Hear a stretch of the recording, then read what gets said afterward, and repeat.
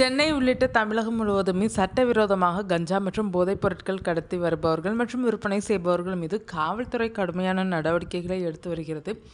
எனினும் போதைப் பொருள் கடத்துவது, விற்பனை செய்வது, பயன்படுத்துவது என ஏராளமான குற்ற நடவடிக்கைகள் ஆங்காங்கே நடந்து கொண்டுதான் இருக்கிறது.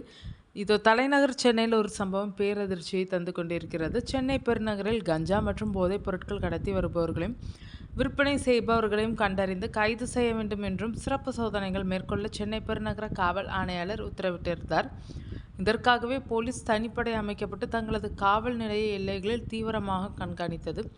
கஞ்சா மற்றும் போதைப் பொருட்கள் விற்பனை செய்பவர்களை சுற்றி வளைத்து கைது செய்யப்பட்டு வருகின்றனர். அதேபோல் கடல் வழியாகவும் போதைப் பொருட்கள் தமிழகத்துக்குள் நுழைந்து விடுகிறது என்பதால் கடற்கரை பகுதிகளிலும் தமிழகத்தின் எல்லைகளிலும் போலீசாரின் கண்காணிப்புகள் தீவிரப்படுத்தப்பட்டு வருகின்றனர். இந்நிலையில் சென்னையில் ஒரு ஆக்ஷன் சம்பவத்தில் போலீசார் ஈடுபட்டனர்.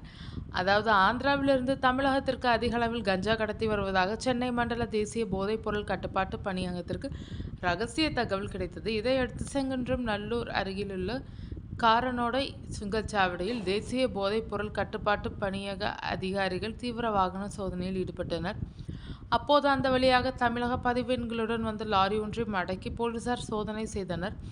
அப்போது லாரியின் பாடியில் வழக்கத்திற்கு மாறாக ஒரு அடி உயரத்திற்கு பாடி கட்டமைப்பு இருந்ததை கண்டு போலீசாருக்கு சந்தேகம் வந்துள்ளது. அதாவது அசோக் லேலாண்ட் என்ற சிறிய ரக சரக்கு வாகனம் மீது நீளமான தகரத்தை ஏற்றப்பட்டிருந்தது. எனவே அதிகாரிகள் லாரியின் பாடியை ஆய்வு செய்தபோது அதில் ரகசிய அறை இருப்பதை கண்டு அதிர்ச்சி அடைந்தனர். பார்ப்பதற்கு வெற்று வாகனம் போலதான் இருந்துள்ளது. ஆனால் அதன் அடிப்பகுதியில் மிகவும் நேர்த்தியாக ரகசிய அறை அமைத்திருக்கிறார்கள். அதற்குள் 150 பொட்டலங்களாக 320 கிலோ கஞ்சாக்கள் இருந்துள்ளன. இதையடுத்து லாரி டிரைவர் உட்பட 2 பேரை பிடித்து விசாரணை நடத்தினர். அதில் கஞ்சா கடத்துவதற்காகவே லாரியில் பிரத்யேகமாக ரகசிய அறை ஏற்பாடு செய்யப்பட்டதாகவும், கஞ்சா கடத்துவதற்காக லாரியின் பதிவெண் ஃபாஸ்டாக் போலியாக தயாரிக்கப்பட்டதாகவும் வாக்குமூலத்தில் கூறினார்கள்.